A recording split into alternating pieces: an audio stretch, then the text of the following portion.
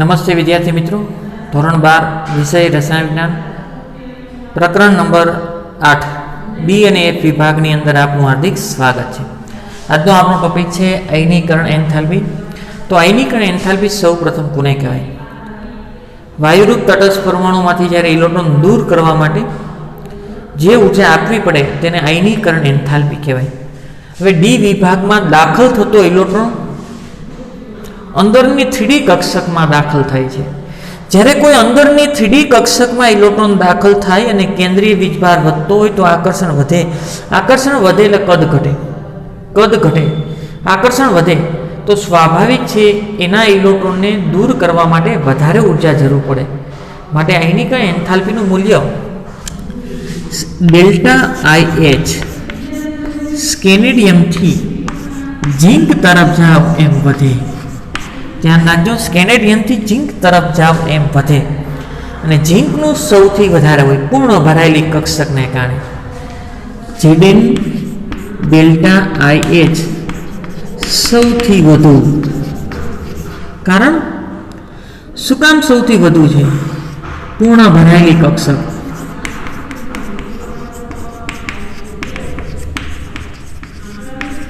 પૂર્ણ ભરાયેલી કક્ષકને કારણે Znનું આયનીકરણ એન્થાલ્પીનું મૂલ્ય સૌથી વધારે હોય. ડી વિભાગના તત્વોમાં નવો દાખલ થતો ઇલેક્ટ્રોન અંદરની ડી કક્ષકમાં દાખલ થાય છે, એટલે કેન્દ્રથી નજીક આવે છે. 4s ને બદલે અંદરની 3D માં આવે. આ સાથે અસરકારક કેન્દ્રીય વીજભારમાં પણ વધારો. એક તો અંદરની કક્ષામાં આવે છે, કેન્દ્રમાં વીજભારનો વધારો થાય છે તો આકર્ષણ વધે. પરિણામે બાહ્ય કક્ષાના ઇલેક્ટ્રોન પર કેન્દ્રીય આકર્ષણ વધે છે. આથી દરેક ડી શ્રેણીમાં જો તમે ડાબી બાજુથી જમણી બાજુ તરફ જાઓ એમાં આકર્ષણ વધે. તેથી તેના ઇલેક્ટ્રોનને દૂર કરવા માટે વધારે ઉર્જાની જરૂર પડે. તેથી આયનીકરણ એન્થાલ્પીમાં શું થશે? વધારો. તો આયનીકરણ એન્થાલ્પીમાં વધારો થાય. સ્કેનેડિયમ એના કરતાં ટિટેનિયમની વધારે, એના કરતાં વેનેડિયમની વધારે, એના કરતાં ક્રોમિયમ, મેંગેનીઝ, Fe આયર્ન, પછી કોણ આવશે? કોબાલ્ટ, નિકલ, કોપર અને ઝિંક. ઝિંકની સૌથી વધારે. ભલે એનું કદ મોટું હોય પણ પૂર્ણ ભરાયેલી કક્ષકને કારણે એમાં વધારાની સ્થાયીતા હોય. સ્વાભાવિક છે એના ઇલેક્ટ્રોન દૂર કરવા સૌથી વધારે ઉર્જા આપવી પડે, એટલે Znની આયનીકરણ એન્થાલ્પીનું મૂલ્ય સૌથી વધારે થશે. આગળ, પરંતુ આ તત્વોની ક્રમિક આયનીકરણ એન્થાલ્પીમાં થતો વધારો તીવ્ર નથી. એવું કે છે S અને P માં જેટલો ઝડપથી આયનીકરણ એન્થાલ્પીમાં વધારો થાય, S માંથી તમે P માં જાઓ ને તો આયનીકરણ એન્થાલ્પીમાં ખૂબ જ મોટો તફાવત જોવા મળે. જ્યારે D માં એના કરતાં તફાવત કેવો છે? ઓછો. S અને P વિભાગના તત્વો કરતાં D વિભાગમાં ક્રમિક આયનીકરણ એન્થાલ્પીમાં થતો વધારો એ D વિભાગમાં ઓછો હોય. ધારો કે 13મા સમૂહથી તમે 18મા સમૂહમાં થાવ એટલે આયનીકરણ એન્થાલ્પી વધે. D વિભાગમાં વધે છે, પણ P વિભાગમાં જેટલો વધારો થાય એટલો D વિભાગમાં વધારો થતો નથી, એવું કહેવા માંગે છે. એવું નથી કહેતા કે S અને P કરતાં D ની વધારે છે. ધ્યાન રાખજો, એવું નથી કહેતા S વિભાગ અને P વિભાગ કરતાં આની આયનીકરણ એન્થાલ્પી વધારે છે. એવું નથી. થતો વધારો આમાં જેટલો વધારો થાય ઝડપથી એટલો આમાં ઝડપથી વધારો થતો નથી. આગળ, જેમ સ્થાયીતા વધારે. હવે સ્થાયીતા ક્યારે વધારે થાય? જો ડી કક્ષક પૂર્ણ ભરાયેલી હોય અથવા તો ડી કક્ષક જ્યારે અર્ધપૂર્ણ ભરાયેલી હોય ત્યારે સાપેક્ષ સ્થિરતા વધે છે. અને સ્થિરતા વધે ને ત્યારે સ્વાભાવિક છે એના ઇલેક્ટ્રોન દૂર કરવા માટે વધારે ઉર્જાની જરૂર પડે. માટે એને આયનીકરણ એન્થાલ્પીનું મૂલ્ય વધશે. જેમ સ્થાયીતા વધે તેમ ઇલેક્ટ્રોનને દૂર કરવો મુશ્કેલ બને. તેથી આયનીકરણ મુશ્કેલ બને માટે આયનીકરણ એન્થાલ્પીનું મૂલ્ય પણ વધે છે. હવે આની જ વાત કરી. આ બંને ક્રોમિયમ કરતાં મેંગેનીઝની પ્રથમ આયનીકરણ એન્થાલ્પી વધારે છે. પેલો ઇલેક્ટ્રોન દૂર કરવા માટે જે ઉર્જા આપવી પડે ને એને પ્રથમ આયનીકરણ એન્થાલ્પી કહેવાય, ક્રોમિયમ અને મેંગેનીઝ. તો આના કરતાં આની પ્રથમ આયનીકરણ એન્થાલ્પી વધારે છે. એટલે કે કદ નાનું છે. એટલે કદ કેવું છે? નાનું. ક્રોમિયમ કરતાં મેંગેનીઝની પ્રથમ આયનીકરણ એન્થાલ્પી વધારે છે, પણ દ્વિતીય આયનીકરણ એન્થાલ્પીની વાત કરી તો ડેલ્ટા IH2. દ્વિતીય એટલે એક ઇલેક્ટ્રોન દૂર કર્યા પછી Cr+ આમાંથી હજી એક દૂર કરવો છે એને દ્વિતીય આયનીકરણ એન્થાલ્પી કહેવાય.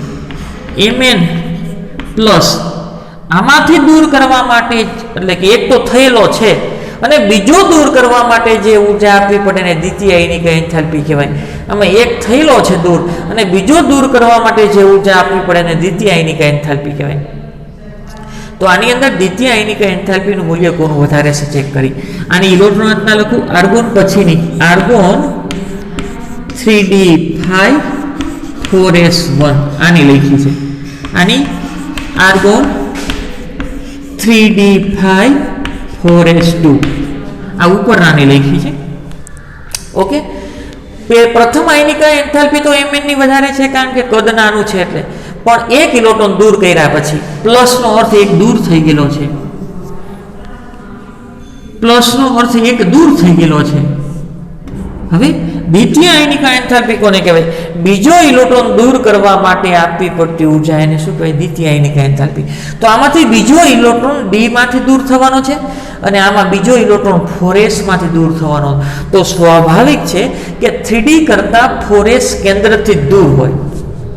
દૂર હોય તો અહીંયા આકર્ષણ કેવું હોય? ઓછું. અને આકર્ષણ ઓછું હોય તો અહીંયા ઇલેક્ટ્રોન દૂર કરવો સહેલો, માટે એની આયનિક એન્થાલ્પી ઘટી જશે. દ્વિતીય આયનિક એન્થાલ્પી Mn પ્લસની ઓછી થશે. Cr પ્લસની વધવા માટેનું બે કારણ છે. આમાં 4s માંથી દૂર થાય ને આમાંથી ક્યાં થાય? 3d અંદરની કેન્દ્રથી નજીકથી દૂર થાય છે તો આકર્ષણ તો હોય જ, અને વળી પાછી અર્ધપૂર્ણ ભરાયેલી છે. અર્ધપૂર્ણ ને કારણે વધુ સ્થાય. અર્ધપૂર્ણને કારણે વધુ સ્થાય છે માટેની સાપેક્ષ સ્થિરતા વધારે હોય. સાપેક્ષ સ્થિરતા વધારે હોય માટે એમાંથી ઇલેક્ટ્રોન દૂર કરવું કેવું બને? મુશ્કેલ. આગળ હવે આની વાત કરી, Mn અને Fe ની વાત કરી. પ્રથમ આયનિક એન્થાલ્પી.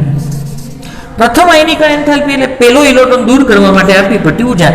તો Mn અને Fe ક્રમમાં જ લખું. પહેલા Mn આવે અને પછી Fe આવે. તો ક્રમમાં જ લખું છું.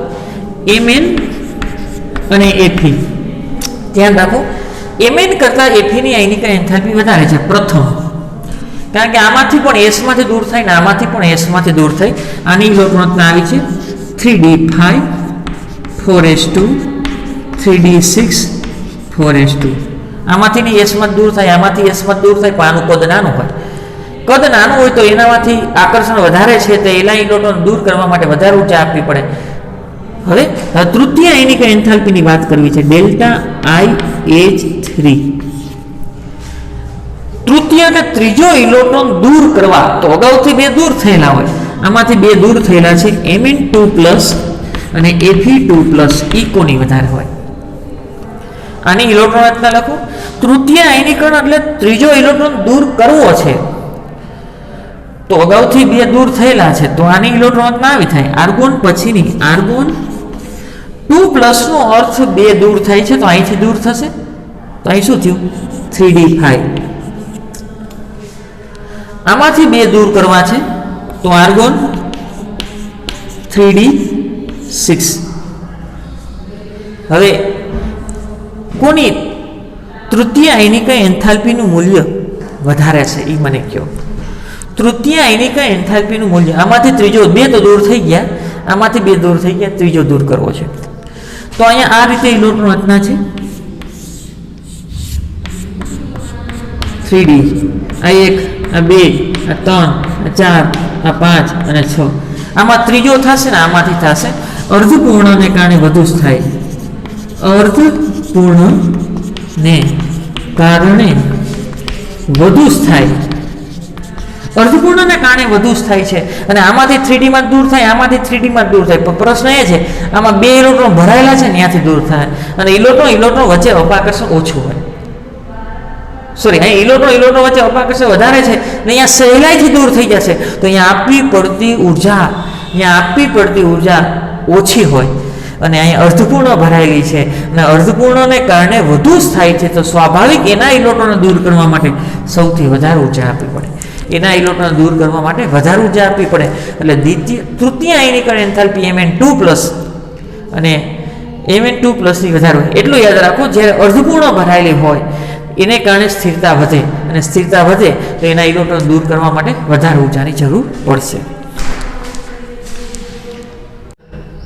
જો અર્ધપૂર્ણ અને પૂર્ણ ભરાયેલી કક્ષકની સ્થાયીતા હોય તો એનું દ્વિતીય આયનિકરણ એન્થાલ્પીના મૂલ્ય એની બાજુના તત્વોના અપેક્ષિત મૂલ્ય કરતાં વધારે હોય. ક્રોમિયમની આપણે વાત કરી ત્યારે કોપર કરતાં ઝીંકની, આ કોપરની વાત કરી અને આ ઝીંકની વાત કરી. તો ડેલ્ટા IH પ્રથમ આયનીકરણ એન્થાલ્પીના મૂલ્યો એટલે પ્રથમ ઇલેક્ટ્રોન દૂર કરવા માટે આપવી પડતી ઉર્જા.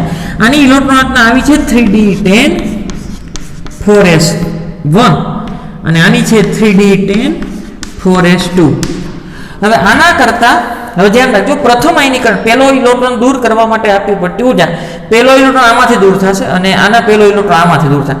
તો આ બંનેમાંથી આ વધારે સ્થાયી છે, આઈ પૂરી ભરાયેલી છે, આઈ પૂરી ભરાયેલી છે, તો સ્વાભાવિક છે આ સ્થિરતા વધારે છે એટલે એના ઇલેક્ટ્રોન દૂર કરવા માટે વધારે ઉર્જાની જરૂર પડે.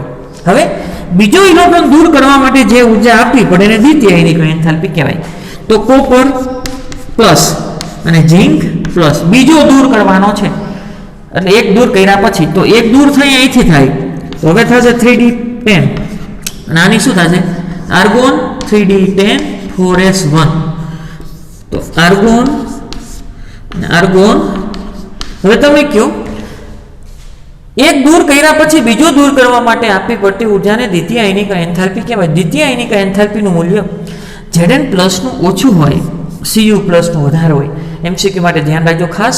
શું કામ? આમાં S માંથી દૂર થાય અને આમાં D માંથી દૂર થાય. તો 3D કરતાં 4s કેન્દ્રથી દૂર છે તો આકર્ષણ ઓછું છે તેના ઇલેક્ટ્રોન દૂર કરવો સહેલો માટે આપવી પડતી ઉર્જાની ઓછી હોય. અહીં બે કારણ છે. એક તો અંદરની કક્ષા છે, કેન્દ્ર પ્રત્યેનું આકર્ષણ વધારે હોય અને D કક્ષક સંપૂર્ણ ભરાયેલી છે. D સંપૂર્ણ ભરાયેલ તેથી વધુ સ્થાયી છે, તેથી એમાંથી ઇલેક્ટ્રોન દૂર કરવો મુશ્કેલ બને માટે એની આયનીકરણ એન્થાલ્પીનું મૂલ્ય સૌથી વધારે થાય. ક્રોમિયમ અને કોપર માટે દ્વિતીય આયનીકરણના અસાધારણ ઉચ્ચ મૂલ્ય હોય છે, એની આજુબાજુના તત્વો કરતાં ઊંચા મૂલ્ય હોય દ્વિતીય, કારણ કે અર્ધપૂર્ણ અને પૂર્ણ ભરાયેલી 3D કક્ષક ઉચ્ચ સ્થાયીતા ધરાવે છે. આથી તેમાંથી ઇલેક્ટ્રોન દૂર કરવો મુશ્કેલ બને. 5 હોય કે 10 હોય, એક ઇલેક્ટ્રોન હવે દૂર કરવો મુશ્કેલ બને તો આ 10 છે તો એમાંથી ઇલેક્ટ્રોન દૂર કરવો મુશ્કેલ બને એટલે દ્વિતીય આયનીકરણ એન્થાલ્પીનું મૂલ્ય વધુ થાય. આગળ વધુમાં 3D તત્વોના તૃતીય આયનીકરણ એન્થાલ્પીના મૂલ્ય પ્રમાણમાં વધુ ઊંચા હોય છે. તૃતીય એટલે બે દૂર કર્યા પછીની વાત છે. બે દૂર થાય એટલે S માંથી દૂર થાય, ધ્યાન રાખજો. તૃતીય આયનીકરણ એન્થાલ્પીની વાત કરી છે એટલે મોટા ભાગમાં આવું છે 3D 1 to 9 અને 4s 1 to 2. તેમાં ક્રોમિયમ અને કોપરમાં એક છે બાકી બે, તો બે દૂર અહીંથી થાય, બે અહીંથી થાય. તો ત્રીજો ઇલેક્ટ્રોન અંદરની કક્ષામાંથી દૂર થાય છે. ધ્યાન રાખજો, બે અહીંથી દૂર થાય તો ત્રીજો દૂર કરવો છે ને તૃતીય આયનીકરણ એન્થાલ્પી કહેવાય. તો ત્રીજો ઇલેક્ટ્રોન અંદરની 3D કક્ષકમાંથી દૂર થાય અને અસરકારક કેન્દ્રીય વીજભારે વધે એટલે આકર્ષણ વધે એટલે તૃતીય આયનીકરણ એન્થાલ્પીના મૂલ્ય સૌથી વધારે હોય. તૃતીય આયનીકરણ એન્થાલ્પીના મૂલ્ય પ્રમાણમાં ઘણું ઊંચું હોય. શું કામ? ઇલેક્ટ્રોન બે આમાં દૂર થાય પછી ત્રીજો આમાં થાય, અંદરની 3D કક્ષકના ઇલેક્ટ્રોન દૂર કરવા પડતા હોય. તૃતીય આયનીકરણ એન્થાલ્પી એટલે ત્રીજો ઇલેક્ટ્રોન અહીંથી દૂર થાય, એ અંદરની કક્ષક છે અને ZEF એટલે ઇફેક્ટિવ અસરકારક કેન્દ્રીય વીજભાર પ્રબળ બનતો હોવાથી એના ઇલેક્ટ્રોન દૂર કરવા મુશ્કેલ છે એટલે પ્રમાણમાં ઘણું ઊંચું મૂલ્ય હોય. આગળ નિકલ હોય, કોપર હોય, ઝીંક હોય, ડેલ્ટા IH એટલે આયનીકરણ એન્થાલ્પીના ઊંચા મૂલ્યો દર્શાવે છે કે આ તત્વો +2 કરતાં ઊંચી ઓક્સિડેશન અવસ્થાઓ શા માટે મુશ્કેલ છે. એવું કહે છે Znની +2 ઓક્સિડેશન અવસ્થા છે પણ એનાથી ઊંચી શું કામ નથી? કોપરની +1 +2 છે પણ +3 નથી. નિકલની +2 છે +3 છે પણ +2 વધારે થાય છે. +3 Cu3+ Zn3+ મુશ્કેલ હોય છે. શું કામ મુશ્કેલ હોય છે? શું કામ મુશ્કેલ હોય ખબર? Zn3+ એટલે ત્રીજો ઇલેક્ટ્રોન દૂર કરવો છે તો પહેલા આવી ઇલેક્ટ્રોન રચના હોય, પહેલા આની ઇલેક્ટ્રોન રચના આવી હોય Ni2+ Cu2+ અને Zn2+. આની ઇલેક્ટ્રોન રચના લખું તો 3d10 4s0, આની 3d9 અને આની કેવી થાય 3d, આમાં 2 દૂર 28 હોય પરમાણુ ક્રમાંક આનો 28, તો આમાં 2 અને આમાં 10, આમાં 9 થશે.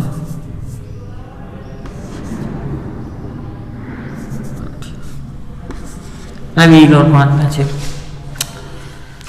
આમાંથી દૂર કરવો છે, ત્રીજો દૂર કરવો છે. પહેલા આવી ઇલેક્ટ્રોન રચના હોય એમાંથી આવું બનાવવું છે તો સ્વાભાવિક છે એ મુશ્કેલ બને. શું કામ મુશ્કેલ બને? હવે ઇલેક્ટ્રોન દૂર કરવો મુશ્કેલ બને. અર્ધપૂર્ણ ભરાયેલી છે. અર્ધપૂર્ણ ભરાયેલીને કારણે હવે જો દૂર થાય તો 3+ બને, પણ હવે કેવું છે Zn3+ મુશ્કેલ છે કારણ કે અર્ધપૂર્ણ ભરાયેલી છે. Cu2+ માંથી Cu3+ મુશ્કેલ છે. શું કામ? અંદરની 3D માંથી દૂર થાય છે અને જેમ જેમ ઇલેક્ટ્રોન દૂર થયેલા હશે એમ અસરકારક કેન્દ્રીય વીજભાર પણ વધે. અસરકારક કેન્દ્રીય વીજભાર વધે એટલે આકર્ષણ વધે. આમાં પણ આકર્ષણ વધે એટલે 2+ માંથી 3+ બનવું મુશ્કેલ છે. અહીંયા અસરકારક કેન્દ્રીય વીજભારની અસર ખૂબ વધારે થઈ ગઈ કારણ કે 2 ઇલેક્ટ્રોન દૂર થઈ ગયા પછી અંદરથી દૂર કરવાના છે અને વળી પાછો કેન્દ્રીય વીજભાર વધી ગયો અને આકર્ષણ વધી ગયું એટલે +2 માંથી +3 કેવા છે મુશ્કેલ છે. એટલે +2 કરતા ઊંચા ઓક્સિડેશન અવસ્થા દર્શાવતા નથી. આગળનો ટોપિક છે ચુંબકીય ગુણધર્મ. હવે આ ટોપિક છે ને એ MCQ માટે ખાસ તમને પૂછે મ્યુનું મૂલ્ય જણાવો. મ્યુ એટલે ચુંબકીય ચાર્જ માત્રા. ચુંબકીય ગુણધર્મ પદાર્થને જ્યારે ચુંબકીય ક્ષેત્ર લાગુ પાડવામાં આવે, કોઈ પણ પદાર્થને ચુંબકીય ક્ષેત્ર લાગુ પાડવામાં આવે ત્યારે 2 પ્રકારની ચુંબકીય વર્તણૂક દર્શાવે, એક પ્રતિચુંબકીય અને એક અનુચુંબકીય.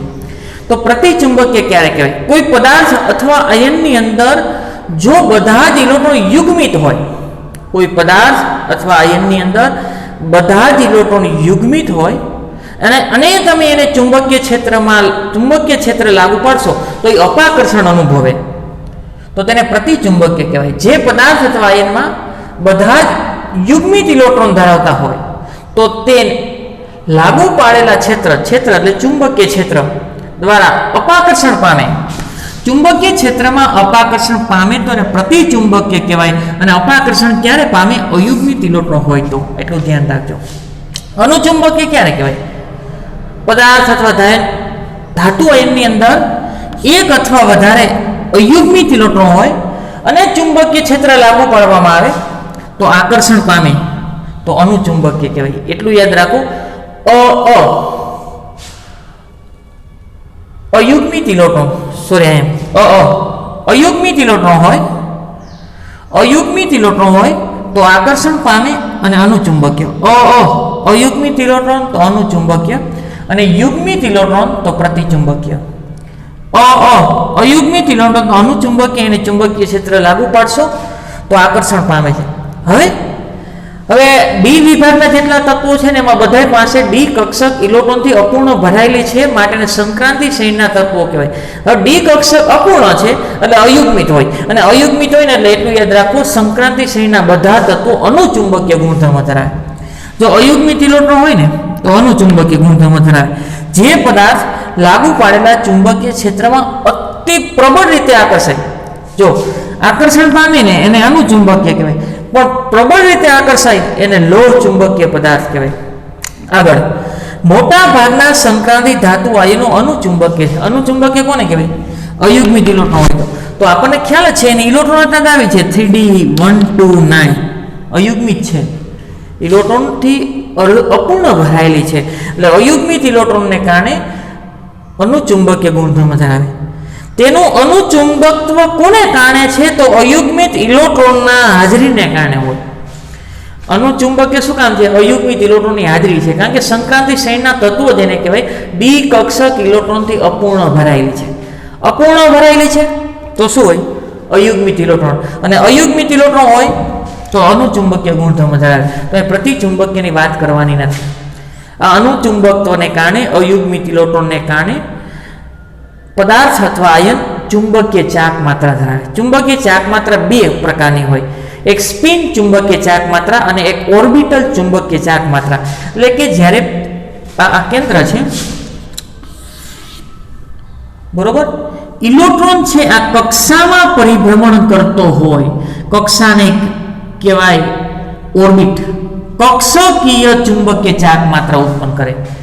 ઇલેક્ટ્રોન છે કક્ષકીય ચુંબકીય ચાક માત્રા ઉત્પન્ન કરે અને ઇલેક્ટ્રોન પોતાની ધરી પર પરિભ્રમણ કરતો હોય ત્યારે પણ ચુંબકીય ચાક માત્રા ઉત્પન્ન થાય. જો ઇલેક્ટ્રોન કક્ષાની અંદર છે, અયુગ્મિત ઇલેક્ટ્રોન છે તો કક્ષામાં પરિભ્રમણ કરે છે, તેને કારણે કક્ષકીય ચુંબકીય ચાક માત્રા ઉત્પન્ન થશે અને પોતાની ધરી પર પરિભ્રમણ કરે છે, સ્પિન કરે છે, તો એને સ્પિન ભ્રમણ કોણીય વેગમાન કહેવાય. તો કુલ ચુંબકીય ચાક માત્રા કોના જેટલી થાય? બંનેના સરવાળા જેટલી. સ્પિન કોણીય વેગમાન ક્વોન્ટમમાં અને કક્ષકીય કોણીય સંવેગ સાથે સંકળાયેલા છે તો કુલ બંનેના સરવાળા જેટલી થાય. પરંતુ આ જે કક્ષકીય પરિભ્રમણ વાળી છે ને એનું મૂલ્ય સ્થગિત થયેલું હોય, ખૂબ જ ઓછું હોય. તો આપણે કઈ ધ્યાનમાં લેવાની છે? સ્પિન. આપણે કઈ ધ્યાનમાં લેવાની છે? સ્પિન ચુંબકીય ક્વોન્ટમાંક અથવા ચુંબકીય ચાક માત્રાને ધ્યાનમાં લેવાની છે. સંક્રાંતિ ધાતુની પ્રથમ શ્રેણીના સંયોજનો એટલે કે 3D માટે કક્ષકીય કોણીય વેગમાનનો ફાળો અસરકારક ખૂબ જ સ્થગિત થયેલો હોય. આ કક્ષામાં ઇલેક્ટ્રોન પરિભ્રમણ કરે છે એને કારણે જો ચુંબકીય ચાક માત્રા ઉત્પન્ન થાય છે એનો ફાળો ખૂબ જ ઓછો છે. તો ઇલેક્ટ્રોન પોતાની ધરી પર પરિભ્રમણ કરે છે એનો ફાળો વધારે છે.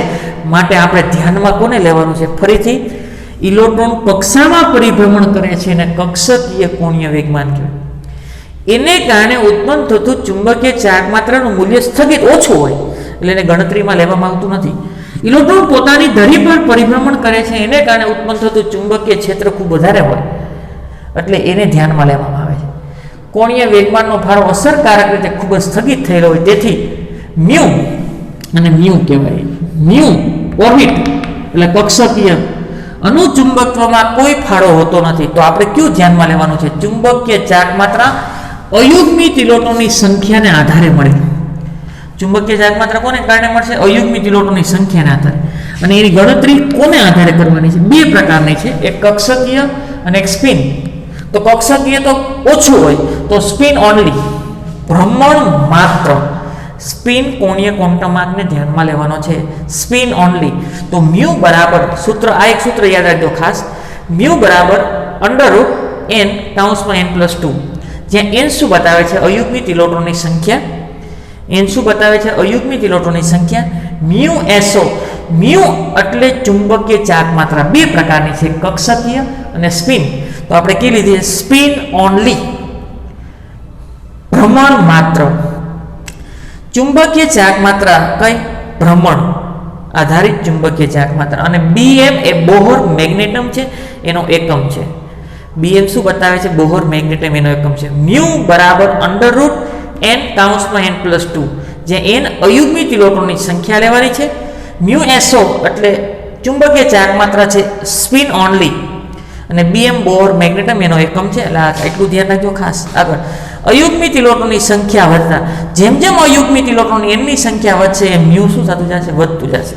આગળ અવલોકિત, અવલોકિત એટલે પ્રાયોગિક, અવલોકિત એટલે પ્રાયોગિક. આ તમને મળશે ને એ તમને સિદ્ધાંતિક મળશે. આ તમને મળશે કેવું મળશે? સિદ્ધાંતિક. અવલોકિત એટલે કે પ્રાયોગિક. મ્યુનું મૂલ્ય અણુ, પરમાણુ કે આયનમાં રહેલા ઇલેક્ટ્રોનની સંખ્યાનું સૂચન કરે છે. ઇલેક્ટ્રોનની અયુગ્મિત, આના ઉપર છે નહીં, આનું મૂલ્ય જેટલું હોય ને એના ઉપરથી તમે કહી શકશો કે અયુગ્મિત ઇલેક્ટ્રોનની સંખ્યા કેટલી છે. કોયડા નંબર 8.8, જો કોઈ પરમાણુનો પરમાણુ ક્રમાંક 25 છે, પરમાણુ ક્રમાંક Z બરાબર 25, તો તેના જલીય દ્રાવણમાં દ્વિસંયોજક આયનની ચુંબકીય ચાક માત્રા ગણો.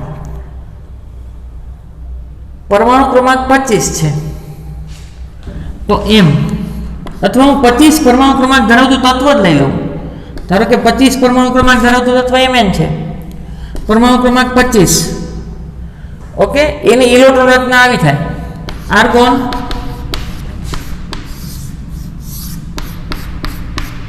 આ 3D અને આ 4s.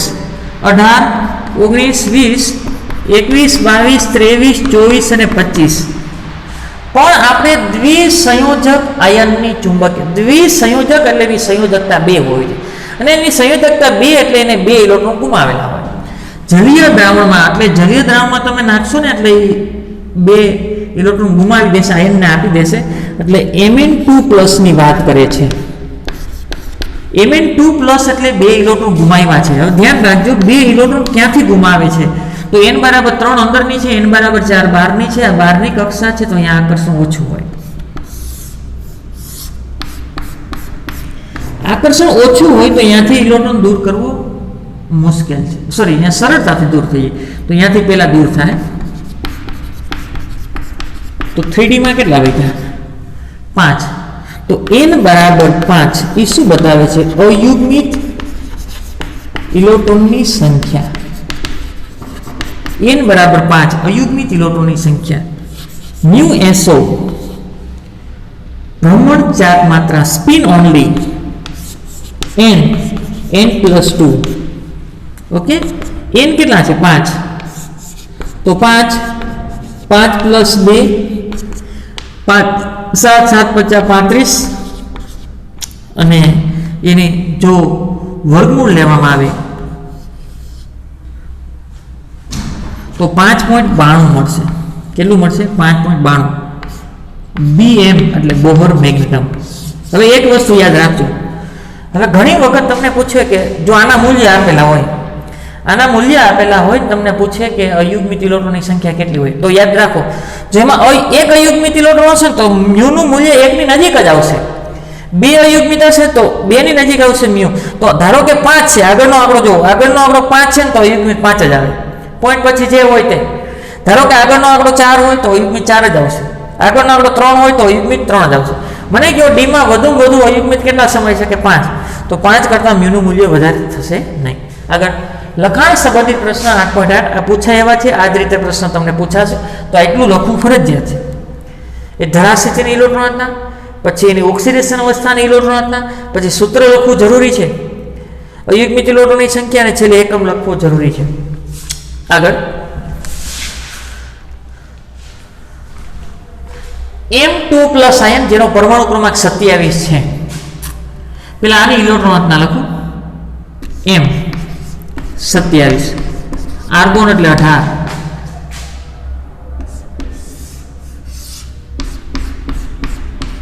D અને 4s 18 19 20 21 22 23 24 26 અને આ 27. પણ આપણને કેમાં પૂછ્યું છે? M2+ માં પૂછ્યું છે. M2+ 27. 2+ નો અર્થ બે ગુમાવે છે. 2+ નો અર્થ બે ગુમાવે છે. આ 4s અને 3D, આ 3D કેન્દ્રથી નજીક છે અને 4s કેન્દ્રથી દૂર છે. તો પહેલા અહીંયાથી ઇલેક્ટ્રોન દૂર, અહીંથી બે દૂર થશે તો બાકીના એમ રહેશે 1 2 3 4 5 6 અને 7. અયુગ્મિત કેટલા થયા? 3. n બરાબર 3 અયુગ્મિત ઇલેક્ટ્રોન. 3 શું બતાયા? અયુગ્મિત ઇલેક્ટ્રોન. તો μSO સ્પિન ઓનલી બરાબર √n+2. √n+2. n કેટલા મળ્યા? 1 2 3 3 3 + 2 3 ને 2 5 5 તેરી 15 √15. એનું જો વર્ગમૂળ લેવામાં આવે તો 3.87 જેવું થશે. Bm Bohr magneton. μSO 3.87 Bohr magneton જેવું થાય. જો તમને કોઈ પણ વસ્તુ પૂછે તો આ રીતે લખું, ત્યારે તમને 2 માર્ક મળશે. 3.87. વધારે ઉદાહરણ તમારી ટેક્સ્ટબુકમાં આપેલા છે, એટલું યાદ રાખો. જો તમને આગળનો આંકડો મ્યુનો આગળનો આંકડો 3 હોય, તો અયુગ્મિત 3 જ થશે. જો અયુગ્મિત 1 હોય તો મ્યુ તમને 1 પોઈન્ટ સમથિંગ મળશે. અયુગ્મિત 2 હોય તો મ્યુ 2 પોઈન્ટ સમથિંગ મળશે. મ્યુની કિંમત 3 હોય તો 3 પોઈન્ટ સમથિંગ મળશે. n ની કિંમત 4 હોય, અયુગ્મિત ઇલેક્ટ્રોન 4 હોય તો મ્યુ તમને 4 પોઈન્ટ સમથિંગ જ મળશે. અને n ની કિંમત 5 હશે તો મ્યુની કિંમત પણ તમને 5 પોઈન્ટ સમથિંગ મળશે. તો આના ઉપરથી MCQ માટે શોર્ટકટ ધ્યાન રાખજો. તમને એમ કહે કે n ની કિંમત 3 છે તો નીચેનામાંથી મ્યુની કિંમત સાચી છે, તો આગળનો આંકડો 3 આવતો એની સાચી જશે.